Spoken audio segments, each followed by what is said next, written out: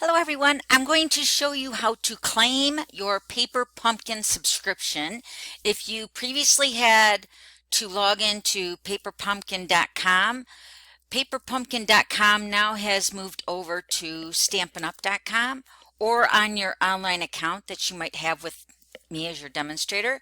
So in order for you to claim your Paper Pumpkin subscription that you had over at paperpumpkin.com, log into your account, which is what you see here on the screen, which is my account, and you're going to click up here in the top right corner, and you're going to see subscriptions right here. You're going to click on subscriptions, and then you're going to claim your paperpumpkin.com. So you're going to click on that.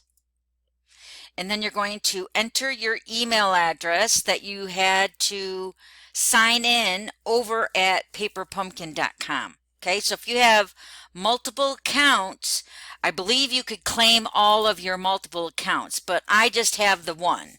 So put in the email address and then hit submit, and then an email will be sent to that email address that you just entered, and then look for the no reply at stampinup.com email in the subject line where it's coming from, and then make sure to check your spam and your junk folder also, because those emails sometimes go there.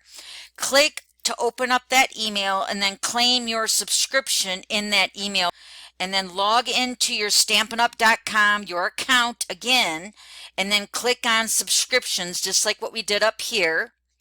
Then your subscription should be listed there, and then click on that subscription to view details and or make changes, and that's the way it's going to be found in the future. All right, and this is on the Stampin'Up.com website or on your online account that you shop with me. All right, hopefully that helps. Let me know if you have any questions. Okay, see you later.